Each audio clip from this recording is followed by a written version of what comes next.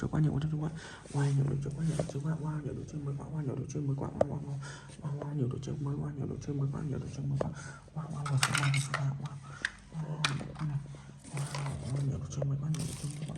wow nhiều đồ chơi mới, nhiều đồ chơi mới quá, wow xin chào các bạn, nhiều đồ chơi mới quá, nhiều đồ chơi mới quá, ôi nhiều đồ chơi mới, nhiều đồ chơi mới, nhiều đồ chơi mới, wow xin chào, wow xin chào, wow